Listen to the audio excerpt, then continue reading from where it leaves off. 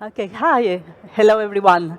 Hi to the ones here in the room. It's a pleasure to meet you. And hi to all of you who are joining us virtually to this quite interesting and relevant session, I will say. Because I think that all the topics about the industrial transformation, the energy security are getting pretty hot, I would say, in the political agenda these days here in Spain and in Malaga. And not only because of the really nice weather that we have here, sorry for the ones online because you are missing an excellent time here, but also because of the importance of this conference in the industry days today, but also the informal meeting that is happening tomorrow with the heads of government in Granada. And this shows the relevance of having a really deep conversation about the European strategic autonomy. It's clear that, well, unfortunately, due to the recent geopolitical challenges, we need to change the paradigm in terms of the energy security. We need to ensure that the fuel mix of the future is reliable, is resilient, while meeting, and not only meeting, but also boosting the climate objectives for Europe. And all of that in a global context. We cannot forget this dimension. You can see the challenges are huge, and we cannot do it alone. The we that we heard before in the plenary session is a key element here. And that's why it's so important to have this panel today. Because here we are talking about the big we. We need to engage in conversations with the European policymakers, and we have to make sure that all the relevant players across the value chains are represented to make sure that we design this resilient, secure energy system for Europe, and also that we have the enabling regulatory framework to make it happen, to make this low-carbon mobility in Europe a reality. So, what best panelist for this discussion, and allow me to introduce him because you will see that we have representatives from the fuel producers, and John Cooper is here, is the Director General of Fuels Europe. It's really a pleasure. We have also, let me jump to Philippe. We have NATO, he's the civil co-chairman from the Petroleum Committee. Welcome, Philippe. We have also representatives from the user side.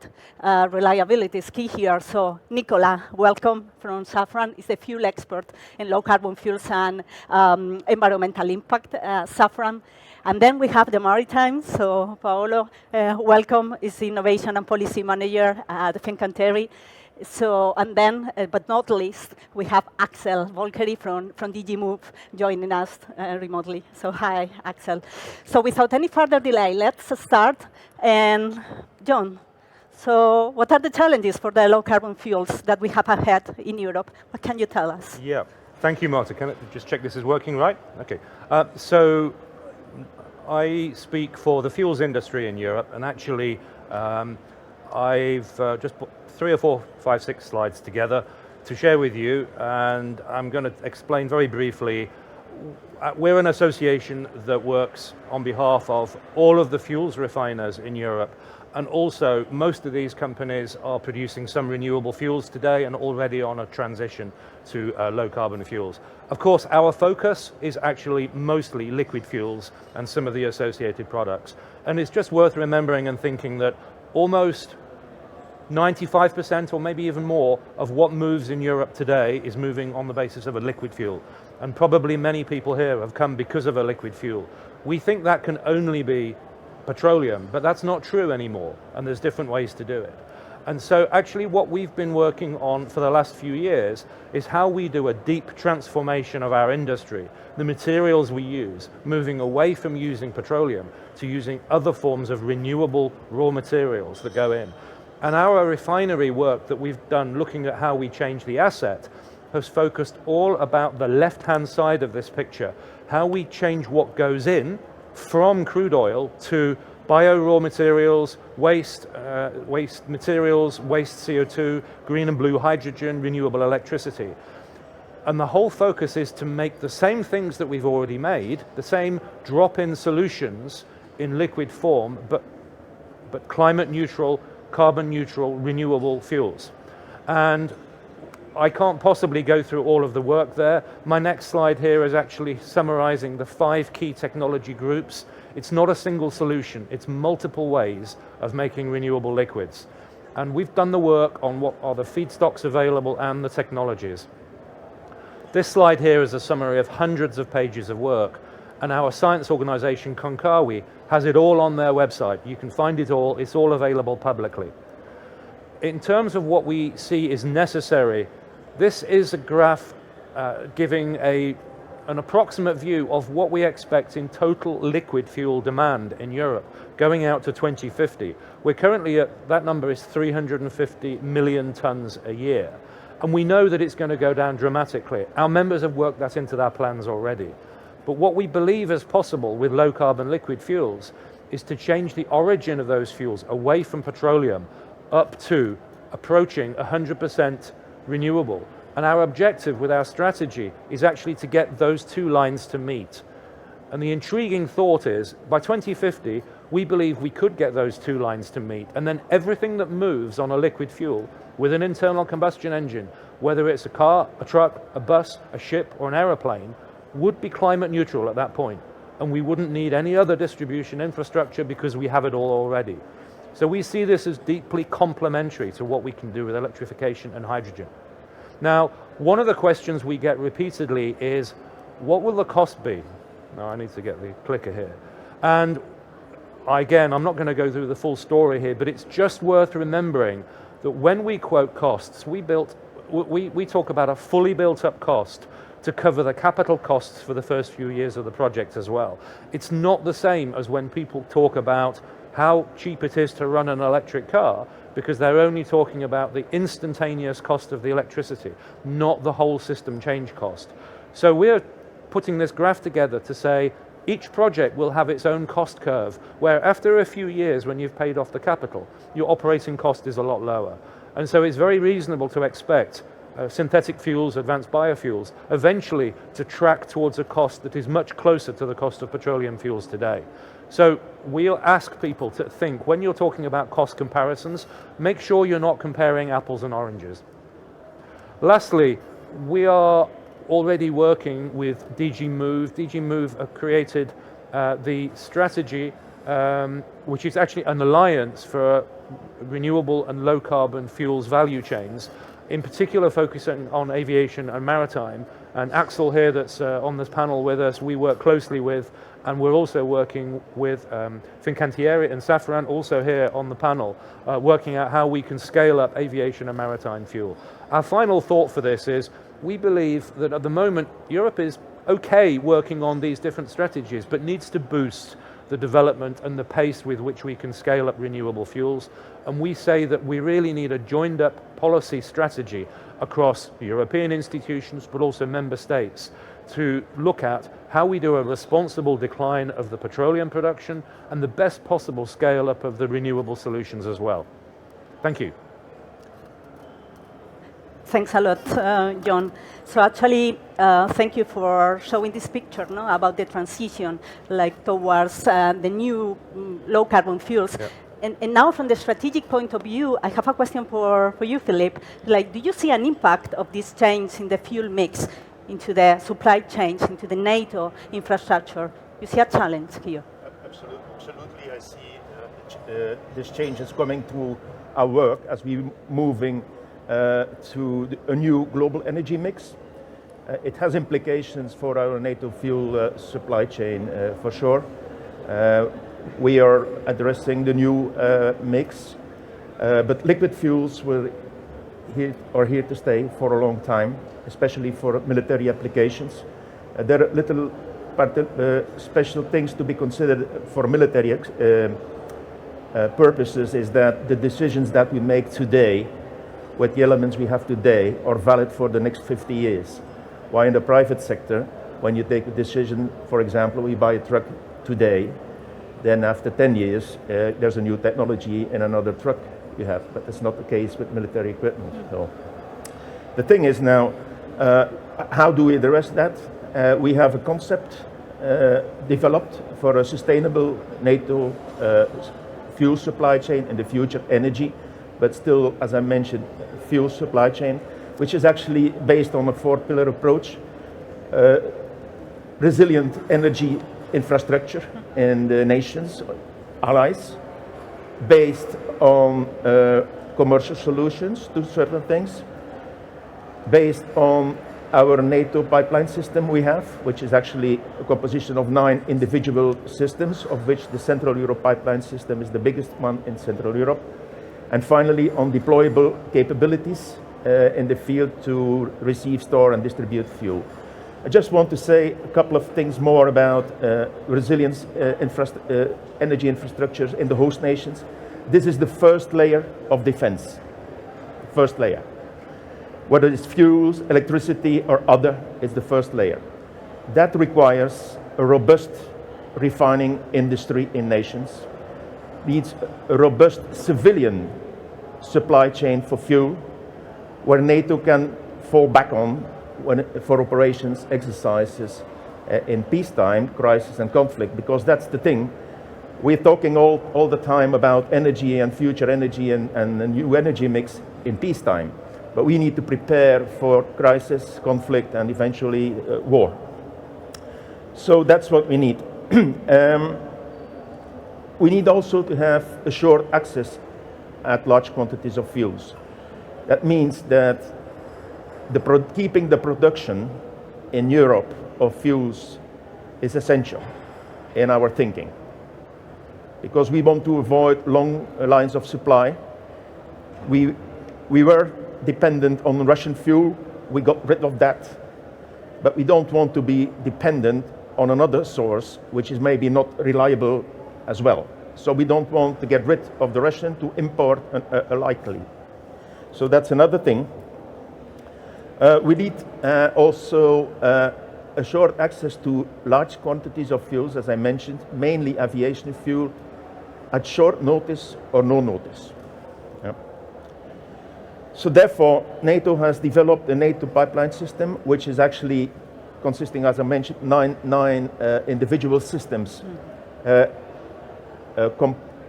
with other independent petroleum installations, mainly for maritime fuel, which is not necessarily part of the pipeline system themselves.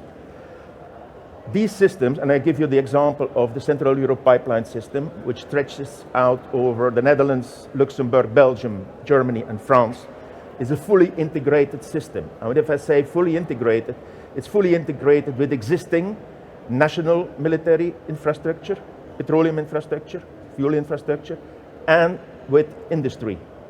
So for example, most of the refineries in the Antwerp and Rotterdam region are connected, civilian storages are connected, but overall, there are many important airports, civilian airports, that also are connected to the system and that are resupplied by the system.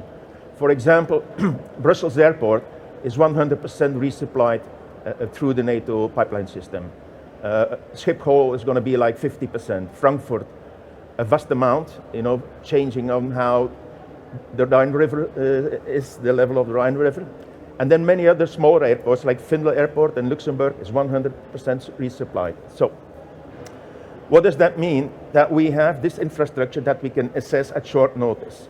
We definitely will have to look what's available in the eastern part of Europe, which our focus is there, so I don't have to explain the aggressive war of Russia against Ukraine, that this plays a role.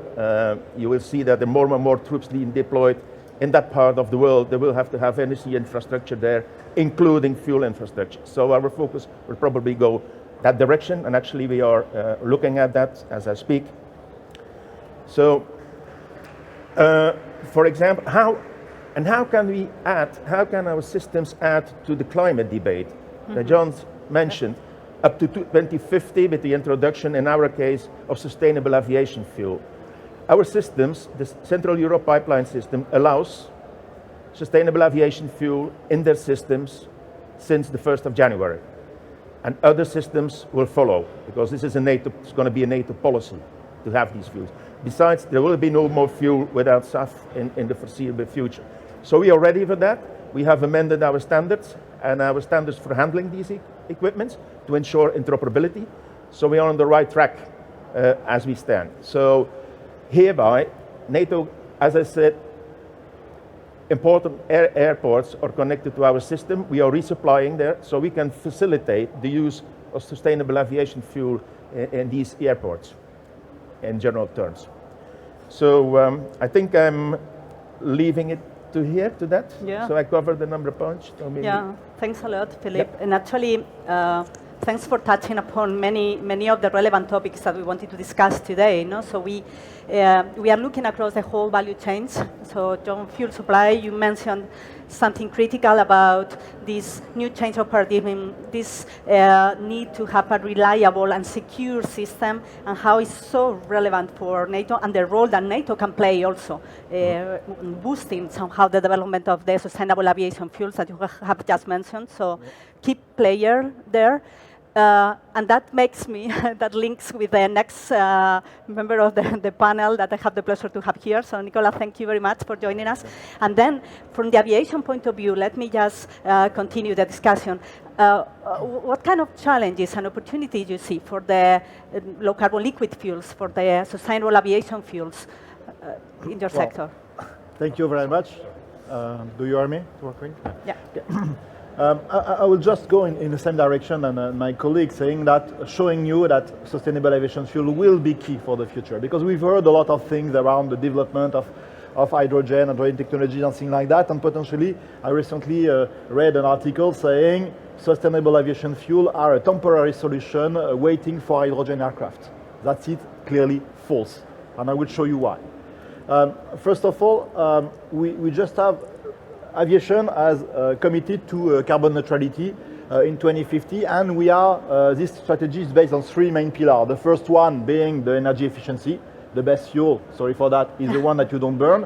Then reducing the fuel consumption, and then after the transition towards new fuels, and in between you have the line of all the operation on ground and in air.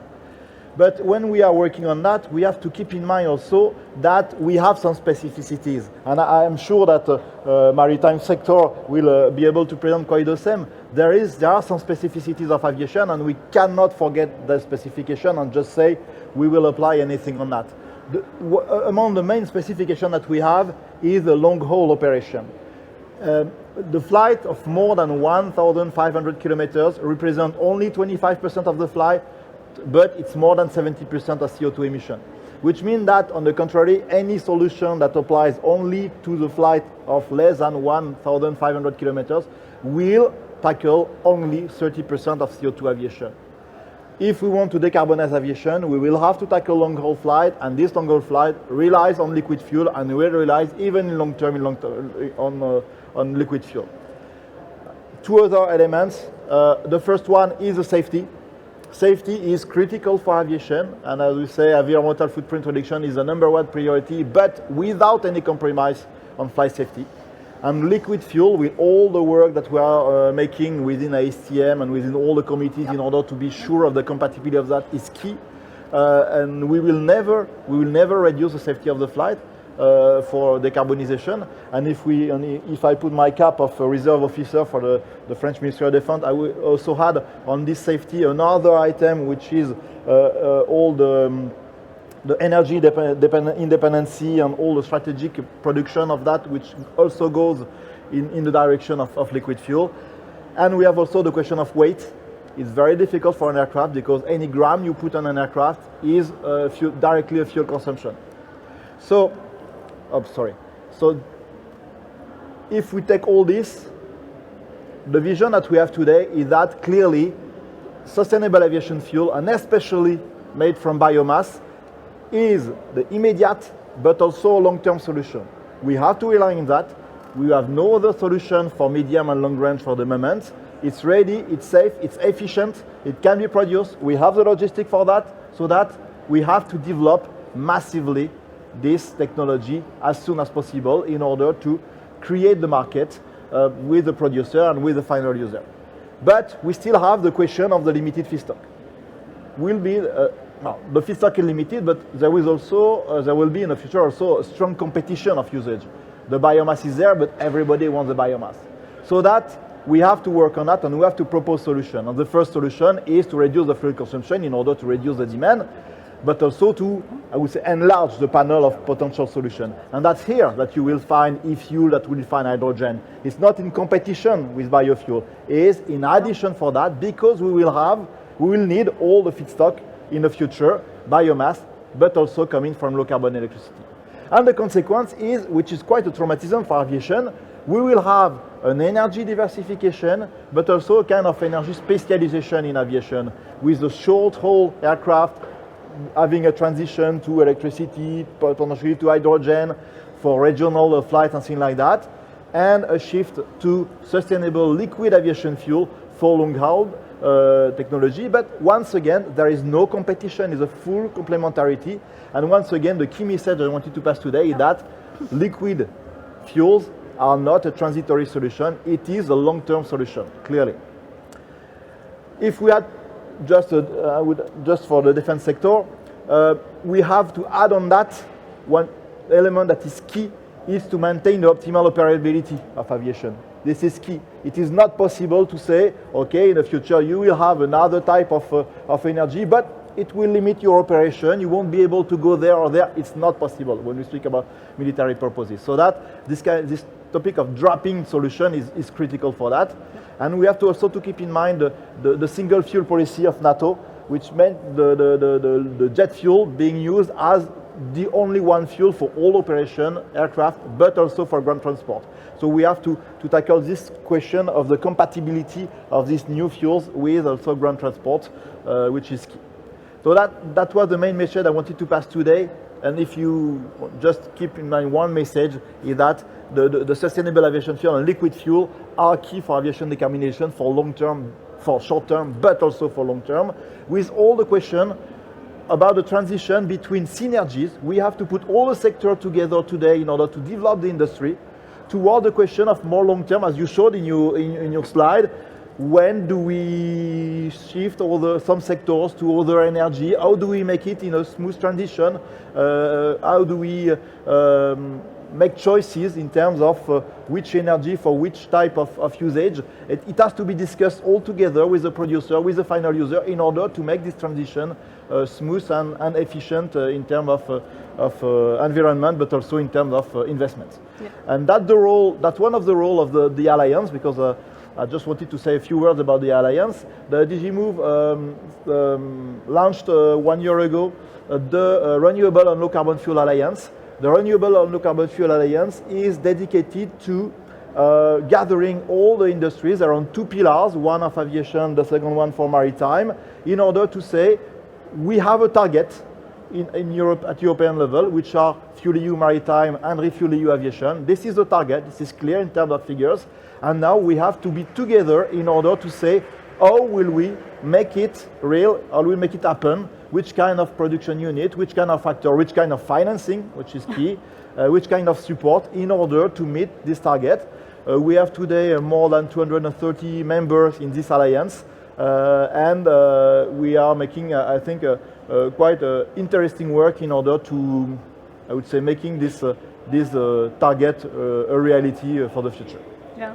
Thanks a lot, Nicola. You're absolutely thanks for your perspectives for aviation, which I think that very enlightened, because you mentioned something clear, something very, which is you need to develop, or we need to collectively develop the solution as quick as possible. We need to make sure that we identify the key pillars, building blocks that will unlock investment in the solution today and also for the future. And you also mentioned something important, not relevant, the liquid low carbon fuels are not a temporary solution for aviation, it's a long-term solution. You see some challenges there that I would love to hear John talking about that, but later. But if you allow me, in the maritime sector, you see the same type of messages, because when talking about the maritime sector, and when you talk about a ship means, I think, nothing. And allow me to pass you the crystal ball to try to give us some, I don't know, inspirations or guidelines about how you see the perspectives for the maritime sector.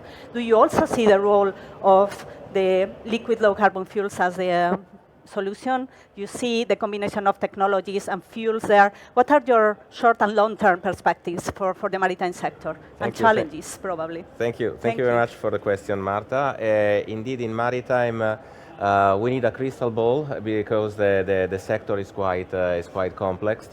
But I have the privilege to work for Fincantieri, so I managed to develop my crystal ball, and I can share some conclusions, or at least at the moment I have. The privilege of work with Fincantieri because I'm working from a very specific perspective. Fincantieri is a large group. We designed 7,000 ships in the past, 230 years, 7 billion revenues last year. But what is most important is that we have a portfolio of products in terms of ship which is very diversified. From large cruises to mega yacht to naval vessels or military vessels, and to fishing vessels and etc. So we can see the needs in each segment of the market in terms of decarbonization. So I would like to share with you three items, and then a small conclusion. There is the need to decarbonize maritime, both from EC regulation, the 5455 we know very well, but also recently the International Maritime Organization issued a revision of GHG strategy to abate emissions, which is targeting by 2050 a net zero emission target, which is quite a lot. Of course, we can reach these targets, and we have to reach these targets. We need to work on technologies. There are several technologies. There are some that are very cheap and very available on the market. You can, for example, work on route optimization, but they will not bring us to the full decarbonization. If we want at a certain point to be zero or net zero, we have to address a more complex problem, which is addressing fuel switch. In this, so to say, trend to decarbonize is also shared from the naval sector, from the naval perspective, with a difference. They are not obliged by regulation to decarbonize, but they share the willingness to decarbonize.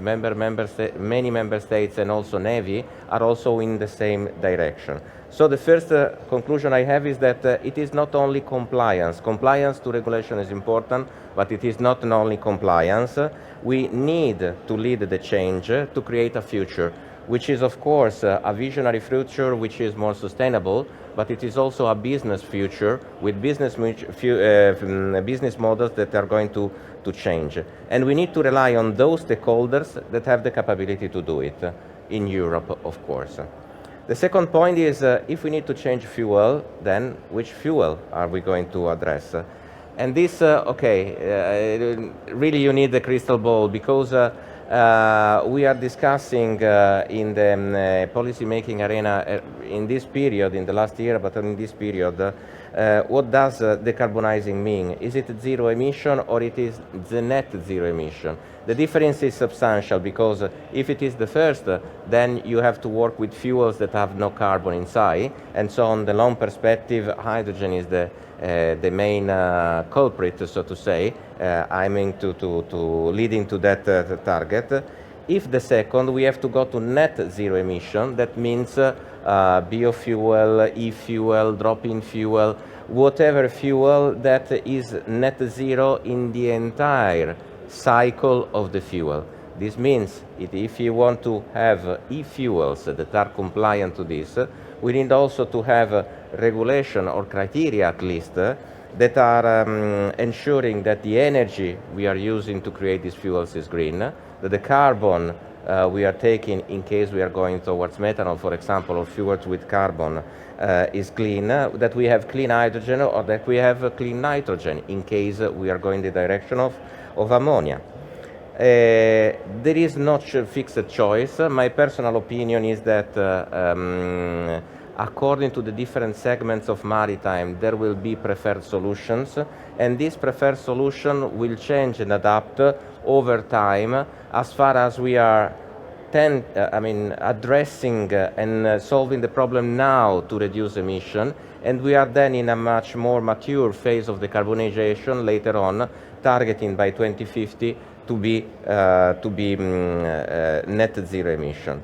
So the second message I have is there is not a silver bullet, at least in maritime. There are different solutions for different problems. The complexity must not a wall that is stopping us, but should be something we need to manage. So the need to manage the complexity. And this is critical, especially in terms of stakeholder engagement. The third point is what are the enabling factors, which is very strictly linked to the previous one. Of course, we need to have a wide fuel production capacity, so the fuels that we are going to use needs to be available in quantity, and needs to be available in quantity in the place we need it.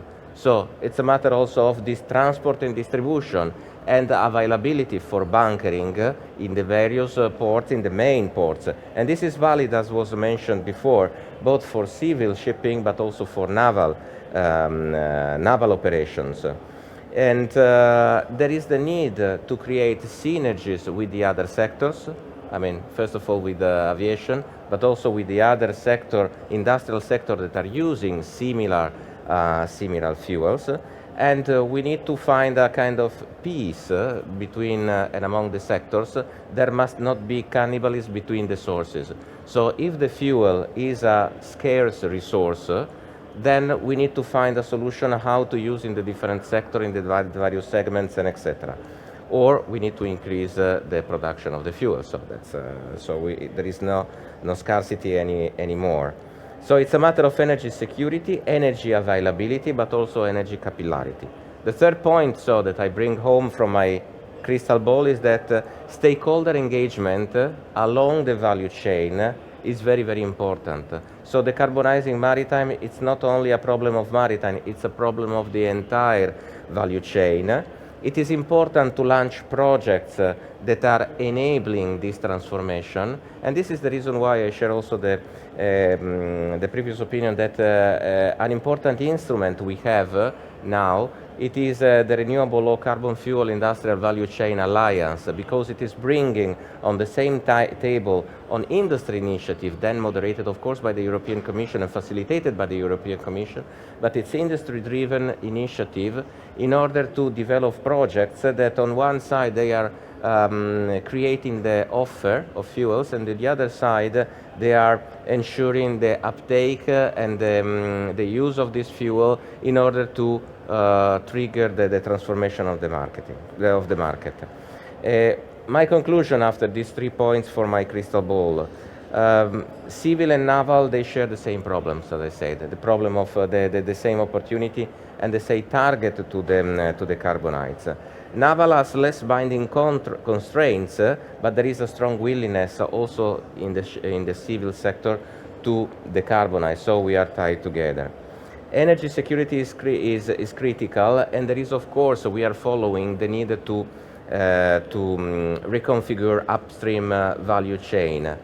And we need to ensure that we move from technology leadership to market leadership. Fincantieri as a ship designer and shipbuilder has a critical role in this, because we are in between the end user, so the market, the shippers, and the technologies. And we have the responsibility, which means the complexity, we have to solve complexity to integrate these technologies on board the ships. This is our challenge, what we are working on. The same responsibility should be shared by the other stakeholders in developing the needed technologies. What I am really proud of is that in Europe we are leading the development of these technologies, so we are very well positioned. What it is needed is that the European stakeholders must find market conditions in order to be competitive in the market and to be leader also in the market, not only in the development of the technology. This is crucial because this is a key point for the future competitiveness, since at least in maritime but also in other sectors, the competitiveness of the future is passing through the decarbonization and greening of the sector. Yeah, thanks a lot. Paolo, thank you very much. And actually, before moving into the closing part, allow me, John, to throw you one question because I'm really interested into something that both of you mentioned. I think that it's clear based on what you have just mentioned that the demand for the low carbon fuels will be there, will increase. You mentioned competition for the resources in the different sectors. It was mentioned the challenges about availability, resources, some issues, potential issues about scarce resources, especially for biomass. Nicola, you mentioned it explicitly. And John, I would like to hear your views about this. You think that availability is and will be an issue in terms of constraining somehow the development of the low carbon fuels that are needed actually to decarbonize, especially maritime and aviation sectors that are mentioned today? Sorry for the question, just to throw it like. Yeah, it's a really important question, and the answer links together cost and quality of the material that you use, and converting that into oily molecules that you can use for fuel. And so there's a huge range.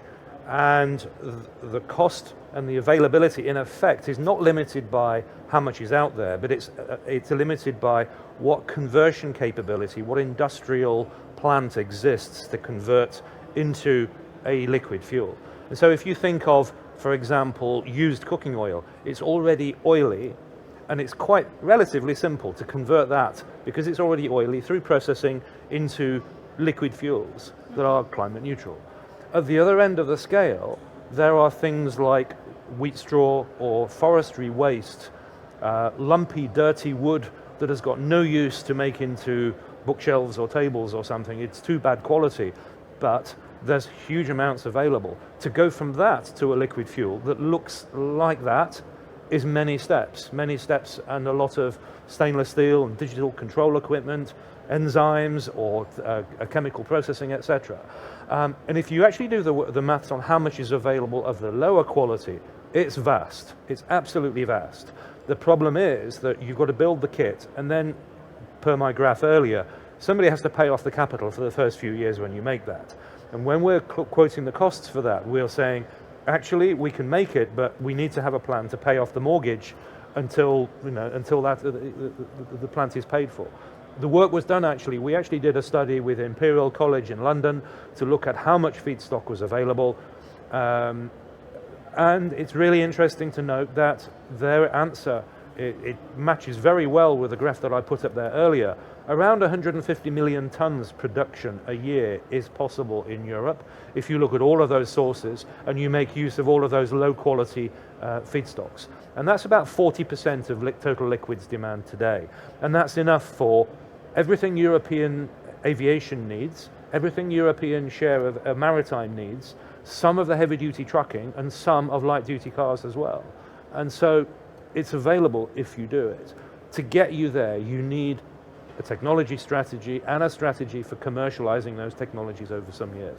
So what we say is this idea that it's only available for aviation or maritime, we would also say that's false if you get the policy right and Europe can lead on those things. Thanks a lot, John, for your perspectives. I thought it was quite interesting topic to get deeper. I wish we could have more time to get deeper there. But my highlights from this discussion is that we have a clear target and objective. Energy transition is a priority. We need to reduce emissions on all the transport sector. We need to unlock investment in terms of the fuel production, the low carbon fuels. We need to make sure that the system that we design in the future strategically is resilient and is secure. So the closing remark is, how can we make it happen then? What else is needed to unlock this investment? And for this, John first, but then Axel, I would like to hear from DG Move also what kind of elements we have there. So John, maybe you can start with. Yes, yeah, please. Okay, with in your views, what is needed? Yes. We have all the elements in place. So yeah, look, I'm going to take a quick global perspective. The consumption of crude oil today in the world is 104 million barrels a day. And it's still rising. And whether you listen to IEA or OPEC or others, they're saying that it could well be 107 or 110 million barrels a day when it peaks. And then it doesn't just go down straight away, it plateaus for a long time. That's huge volumes of liquid fuels demand. Actually, all of that demand could be satisfied with renewable liquids. Renewable liquids are the only thing that would be able to replace many parts of that. I don't think anybody believes that 104 million barrels a day of demand can be replaced by electrification alone and maybe some hydrogen. And interestingly, another piece of global perspective, 3 weeks ago, the G20 meetings on the sidelines, the Global Biofuels Alliance was actually announced with President Biden, flanked by Modi and Lula, and also on the stage was Giorgia Meloni from Italy, representing Italy, not representing Europe. Where was Europe on that conversation? If Europe's going to lead on this subject about how we decarbonize the world, it needs to have a strategy for liquid fuels as well. And what we know, and what, the colleagues we've got on the stage here, they also know very well, we do have the technologies. We don't yet have the political vision translated into a big strategy. We think the initiative from DG Move was outstanding to create that that renewable fuel alliance, and it's already delivering results and some excellent outcomes from the work that we're doing together. But we think there's a step further, that Europe should step up with a greater vision and take a lead on the transformation of this industry to make a global contribution as well as a European contribution. Yeah, thanks a lot, John. So, Axel, now online, thank you. Back to you. How the European Commission and the DG Move is taking this challenge that we have heard forward, actually. You think that the alliance that you have just created, and you are like boosting, putting together all the elements of the key players of the value chains, is the right place to make this strategy for Europe happen? Or you need, maybe the European Commission has other ideas in mind. So I would love to hear from you how you see this moving forward. Thank you, and good morning all from a bit of grey and cloudy Brussels. I think the alliance is one piece of the puzzle, and we have a much bigger puzzle, and I think parts of the puzzles have, of course, been addressed here. And I think, first of all, I think from Commission's point of view, we agree, of course, fully with what has been discussed in the panel. The transport sector is moving to a new power base. And I think we've been pretty clear in our strategy, sustainable smart mobility strategies, that in the future fuel mix, we will have all sustainable alternative fuels in there, which means we will see the advent of new powertrains. We already see that in road transport. We might see it was alluded to in maritime and aviation in the longer term. John is right, has a sort of strong role today and will also continue to play a relevant role in the future, up until 2050. And we have been clear that we're speaking here about the transition to a net zero economy. And I think we've been doing a lot these last 2-3 years in terms of getting the policy framework adjusted to this new situation where we have to bridge energy security and resilience with sort of decarbonization.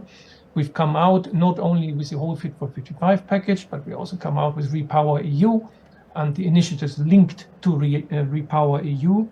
I mean, you mentioned Refuel EU and Fuel EU Maritime. These are, of course, important sectoral initiatives.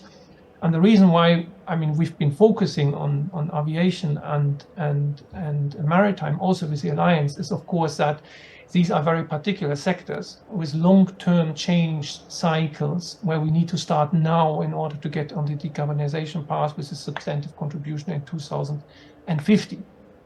And I think the one thing is policy strategy, the other thing is industry strategy. So I think we are doing our part on getting the regulatory framework right. And as it is in any of those discussions, I know that, certain things are liked more and certain other things are liked less. But I think on overall terms, I think we are on a pretty good way forward. And let me stress one thing which might have come a bit short in this discussion is that we've come, of course, forward with a Net Zero Industry Action Plan and linked to that a Net Zero Industry Act to basically say, okay, we are putting a sort of requirements to the sector for decarbonization, which requires production of net zero technologies from the electrolyzers to the batteries to the fuels, etc.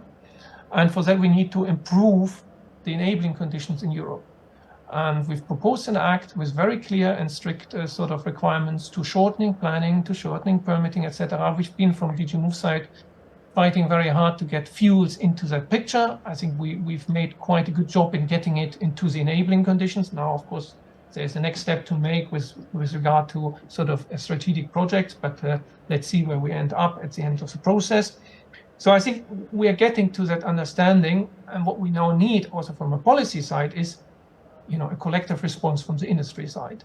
And this is why it is, of course, important that we have the Alliance now as a platform, that we bring together the fuel production with the end use.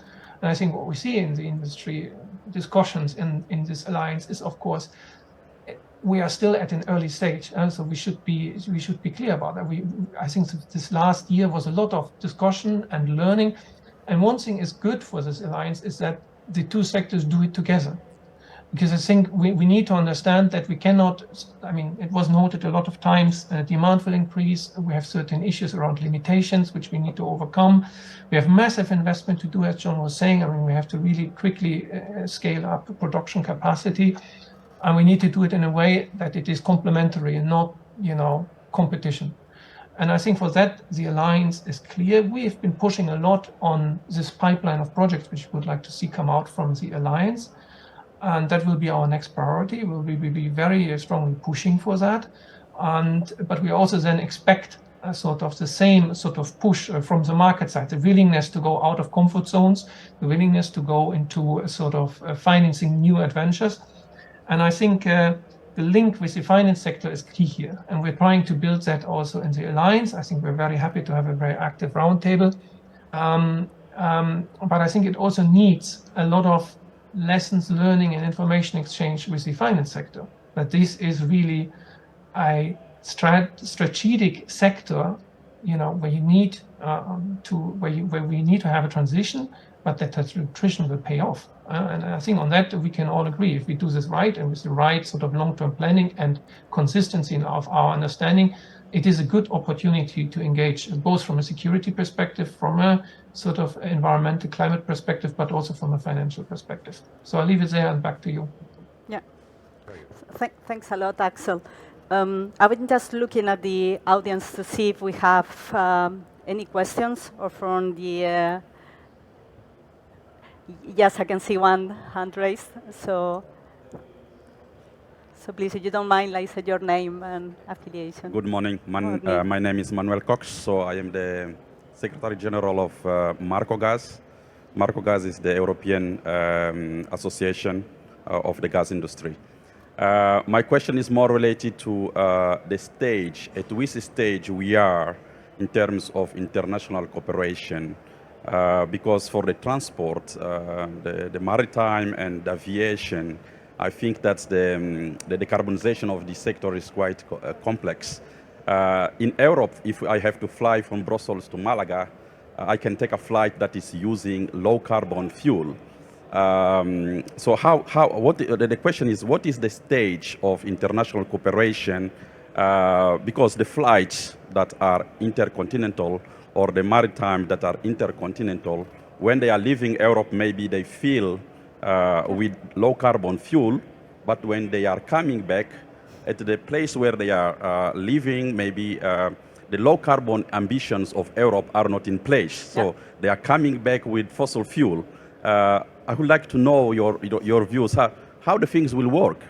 Within Europe, I understand, but intercontinentally, how things will work to make this all this process. Do you want to go first? Thank you. The global dimension is key. So who wants to start? Okay, Nicola, please. Give a small answer for aviation, and I think it's the same for maritime. We have the chance in that sector to have international cooperation in the frame of ICAO for civil aviation and in the frame of IMO for the maritime. And that's clear that if we want to develop this low carbon fuel, we have to do it on a world basis. And we are working a lot, and typically we are preparing the next CAEP meeting for ICAO, and we are working on this, I would say, work on the international level on the development of SAF. Clearly, some countries are have the capacity to be more advanced because we have potentially the capacity to invest, we have the technology and things like that, but we have also to embark with us all the other countries that can see in this fuel not always an opportunity, but sometimes more a question of competitivity or a limitation to the access to a flight and things like that. And that's what we're working on with them in order to show them all the benefits, in order to show them also that this fuel can be produced locally with sometimes local feedstocks, which can be also an interest in terms of industry, in terms of local economy, things like that. It's not only a decarbonization of the transport, it's also a question of new business model in their country. And so we are working on that in order to have these global targets in terms of SAF incorporation all over the world. Not with the same speed, not with the same ambition, but globally. Everybody is working on that, and I just remember that in the last ICAO General Assembly, it was something like 1 year ago, we all voted for what we call the long-term aspirational goal of aviation. So it's a vote for 180 countries in the world saying that we will decarbonize aviation and we will all work together in order to deploy SAF. So it's already saying that it means nothing, but without that, nothing will have been done. So it's a real huge, important step for the international cooperation in order to develop sustainable aviation fuel all over the world. Yeah, thanks a lot. Oh, it's a good question, and it hits very much into how do you make a transition work. And actually one of our arguments why liquid fuels should be a major part of the solution for many sectors is precisely because actually if you need to, you can switch between a renewable fuel and a fuel made from petroleum. Whereas in other technologies, that's unlikely to be possible. And so while I would say there may well be some specifics you would have to deal with if you're flying on 100% SAF and returning on 100% petroleum, and I know that Nicola would probably be able to tell us the details, that's something that's more manageable than an aircraft flying out on hydrogen and then there's no hydrogen to come home again. It's a different class of problem. It's something that we must manage as an industry. It's clear though that the fact that you can get with the renewable fuel production very close to the properties of petroleum fuels is a core advantage. It means you use the same pipelines, the same delivery systems, the same storage tanks, usually the same equipment, maybe with only some minor changes in operation. And that's a core strength. And while there are other technologies, particularly on the road, let's just talk on the road, you can get better efficiency for sure with an electric motor and a battery, but you need a lot of infrastructure to get to that position where you can use that efficiency. Whereas a liquid fuel, a renewable liquid fuel, it's very efficient in terms of infrastructure use because there's almost no new spend apart from the actual production capacity. So it's a core point about the strength of the liquid fuel case. Thanks.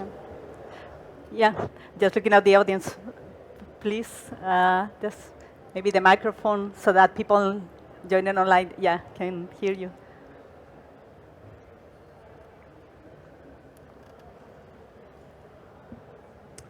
Good afternoon. My name is Giampiero Nacci. I'm working in the European Bank for Construction and Development. Yep. I have two questions. One is about whether the current price signals coming from the carbon compliance market, the ETS, CORSIA, are sufficient to stimulate investments. And the second question is probably for Paolo, whether you have a position vis-a-vis the current discussion debate within the IMO about a mechanism to support the targets, the 2050 targets. Okay. I understand there is a big debate between fuel standards and fuel mandates versus more financial instruments, like, for example, a carbon levy. Thank you. Yeah. Thanks a lot. So maybe you want to start with the first question and then... If I can just give you an answer on the first question, are price levels sufficient? There's something where, regulators don't like it when I use this word, but there's a patchwork of different regulations across different sectors. And that's, to my point earlier, it would be better if we had a clear strategic overview. In some cases, for example, where we are today, the Renewable Energy Directive for road transport, where we are with Refuel EU Aviation, We have a track record of an industry of meeting those. We meet those regulations. The question is, how would we go further? Currently, ETS is delivering a carbon price of around 80 euros. It could be similar for ETS road transport and buildings. Short answer is no, probably not. That's probably not enough. The core missed opportunity here would be fuel taxation on the road, which delivers an effective carbon price of around 200. And 200 plus ETS road and buildings would probably be enough to make it easy to commercialize. But we need that agreement on energy taxation. At the moment, it's slightly bizarre. Any electricity going into transport is essentially untaxed, regardless of the source. It can be a wind turbine or a coal power station. It's essentially untaxed into road or any other source. Whereas certainly on the road, any liquid fuel, including the best advanced biofuels we can make, is taxed the same as if it's petroleum. And that is a huge missed opportunity to give signals to investors. And it's on our list of requests, as it were, to the regulatory community to get some revision on that. Thanks. Yeah, thanks. So maybe, Paolo, you can answer this, and I would love then to go back to Axel, just to give him the opportunity if he wants to reply. But please, Paolo. Thank you. I will be very short. Actually, I don't have a position regarding this, but it's something that we are monitoring very closely. And it's not a formal answer just to, evade, but it's part of all these measures that will modify the equilibrium on the market. What we are interested in to have sustainable alternative fuels founded or supported, let's say like this, in such a way that the technologies that can that are coupled to these sustainable alternative fuels are adopted, and then so that there is a market. There are many of them. There is the ETS started. Then we have the innovation fund, and now RGB introduced the contract for difference. There is this idea of the levy. All these initiatives are trying to making the market for fuels viable from the economical point of view for the ship owner. And as much this happens, of course, we are ready to supply the ships with the technologies to use these fuels. So sorry for not answering your question, but I provided an answer in any case. I want to have a quick check that Axel, you are there, just to give you the opportunity if you want to intervene, because, yeah. Well, I can be very brief. I mean, you know that we have, of course, proposed as part of Fit for 55 a revision of the European Energy Taxation Directive, and this sort of sits on quite an elaborated interplay in between a carbon price through the ETS and then the reform of the Energy Taxation Directive. And the ball is now in the court of the member states and in the parliament to kind of bring that process, which is still not concluded, to an end. And then I think we would be sort of in a comprehensive policy framework on which we can work. Because on the substance, I agree here with John. I mean, we need a sort of a revision of the energy taxation framework. I mean, that is clear. Yeah. Thanks a lot, Axel. So I'm looking at the audience because I'm aware that we are the only thing that stops you from running to the lunch break. So if we don't have more questions, I would like to close this session, but just by referring to something that Axel, you mentioned, that we have to go out of our comfort zone. I think that we, including the Commission, we are all together already out of our comfort zone. And this is great, because out of the comfort zone is where magic will happen. And I think that something that is very beautiful is the fact that we are all together in this journey to make this magic happen. So please join me with this collective effort. So let's give the we a meaning now to close this session by joining me with a big, big applause to all the panelists here, to Axel for being there, and to all of you for contributing to this good discussion that has to continue. So thank you very much for here today, and I wish you a great session the rest of the day. Thank you. Thanks. Thanks, John. Thanks to our moderator. Thank you. Right.